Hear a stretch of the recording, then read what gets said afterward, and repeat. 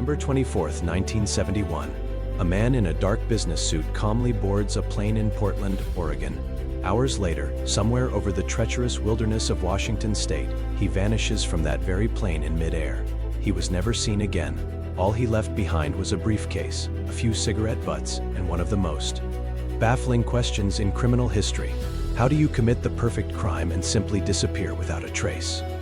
This is the enduring mystery of D.B. Cooper.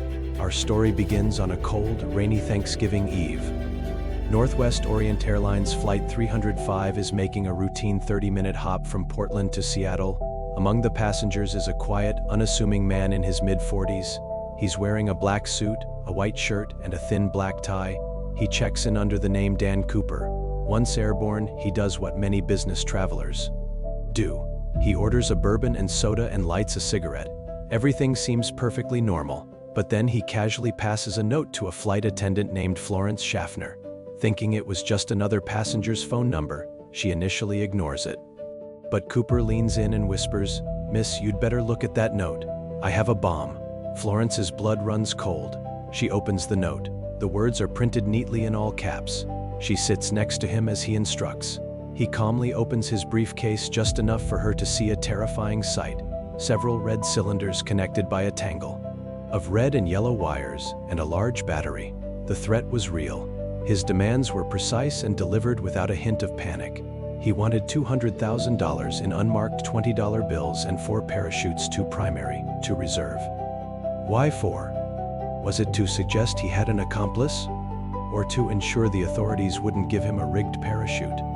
No one knew. The flight crew relayed the demands to the ground. In Seattle, the FBI and Northwest Orient scrambled to meet them. The airline's president authorized the payment, and federal agents rushed to gather the 10,000 individual $20 bills, photographing each one for tracking. The plane circled Puget Sound for 2 hours while the ransom and parachutes were assembled. Cooper remained calm, even ordering another bourbon and offering to pay for it. He was polite, almost a gentleman, which made the situation even more surreal for the crew. Finally, they landed at Seattle-Tacoma International Airport. The plane was parked in a remote, brightly lit section of the tarmac. In a tense exchange, an airline employee brought the cash-filled knapsack and the parachutes aboard. True to his word, Cooper released all 36 passengers and 2 of the flight attendants. The perfect gentleman hijacker, but his plan was far from over. With the passengers safe, a skeleton crew remained: the pilot, co-pilot, a flight engineer, and 1 flight attendant. Cooper then gave his new set of instructions. They were to refuel and take off, heading southeast towards Mexico City. His flight plan was oddly specific. They were to fly at a low altitude of 10,000 feet, with the landing gear down and the wing flaps at 15 degrees. This configuration would keep the plane's speed at a relatively slow 200 miles per hour. As the Boeing 727 lumbered back into the dark, stormy sky, Cooper ordered the remaining flight attendant into the cockpit to join the rest of the crew. They were to stay there with the door closed. He was now alone in the passenger cabin. Sometime after 8 p.m., over a rugged, heavily forested area near the Oregon-Washington border, a warning light flashed in the cockpit. It indicated that the aft-air stair, the retractable staircase at the rear of the plane, had been opened. The pilot asked over the intercom if Cooper needed any assistance. His reply was a calm, simple no. That was the last anyone ever heard from Dan Cooper. At approximately 8:13 p.m., the crew felt a sudden change in air pressure, an upward movement of the tail section. He was gone. He had tied the bag of money to himself, lowered the stairs into the freezing, rain-swept night, and leaped into the vast, unforgiving wilderness below. He jumped into history. When the plane landed in Reno, Nevada, for its scheduled refueling stop, authorities swarmed the aircraft. The cabin was empty. All that was left of Cooper was his black clip-on tie, 2 of the 4 parachutes, and the cigarette butts. What followed was one of the most extensive and expensive manhunts in American history. The FBI, along with local law enforcement and army troops, scoured the projected jump zone. They searched on foot, with helicopters, and even with a submarine in Lake Merwin. They combed every inch of the dense forest. They found nothing. No parachute. No skeleton. No money bag. Dan Cooper had vanished as if he were a ghost. For years, the case went cold. The FBI investigated and cleared over 800 suspects, but they were no closer to finding their man. The public, meanwhile, became captivated. Who was this daring, almost mythical figure? Then, 9 years later, in February 1980, a small glimmer of hope. An 8-year-old boy named Brian Ingram was digging in the sand on the banks of the Columbia River, about 20 miles from the suspected jump zone. He uncovered 3 bundles of rotting cash. He and his family turned it over to the FBI after cross-referencing the serial numbers. There was no doubt. It was a portion of Cooper's ransom money. This single clue only fueled more theories about Cooper's fate. The first and most popular is the survivor theory. This holds that Cooper was a highly skilled professional, likely an ex-military paratrooper or smoke jumper with intimate knowledge of the terrain. He knew exactly what he was doing.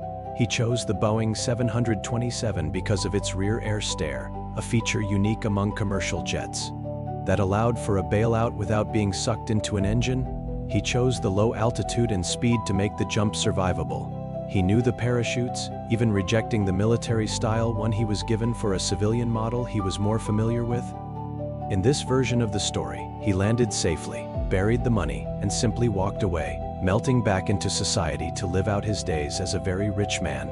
Then there's the victim theory, which the FBI has long favored. In this scenario, Cooper was an amateur, an opportunist who got lucky in the hijacking but was completely unprepared for what came next. Jumping from a plane at 200 miles an hour at night into a violent thunderstorm with near-freezing winds is practically a suicide mission, even for an expert. He was wearing only a business suit and loafers. The terrain below was a brutal mix of dense forest, jagged mountains, and freezing rivers. The odds were stacked impossibly against him. This theory suggests he likely died on impact or succumbed to the elements shortly after. His body and the rest of the money were simply swallowed by the wilderness, lost forever under decades of forest growth. The discovery of the money on the riverbank supports this. It could have been washed down from his final resting place. Over the decades, the list of potential suspects has been long and varied, but none have ever been a definitive match. There was Richard McCoy JRB, a Vietnam veteran who pulled off a similar copycat hijacking just a few months after Cooper, but he was eventually ruled out. There was Dwayne Weber, a World War II vet who made a deathbed confession to his wife saying, "I'm Dan Cooper." There was Kenneth Christensen, a former Northwest Orient flight purser and paratrooper, who lived a quiet life not far from the jump zone. And there were many others. Each suspect had intriguing pieces that seemed to fit, but none of the evidence from DNA on the tie-2 fingerprint analysis ever led to a conclusive identification.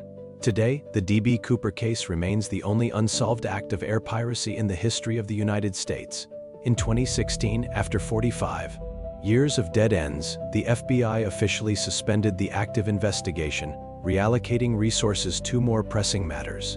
The case file is now inactive, but the legend is anything but.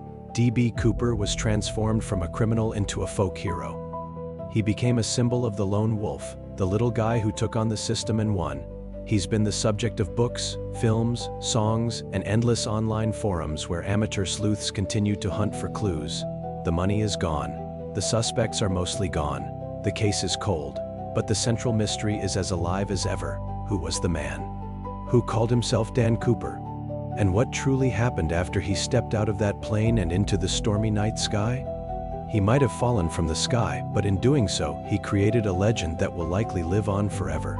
Thanks for watching. If you're fascinated by unsolved mysteries like this one, be sure to subscribe for more.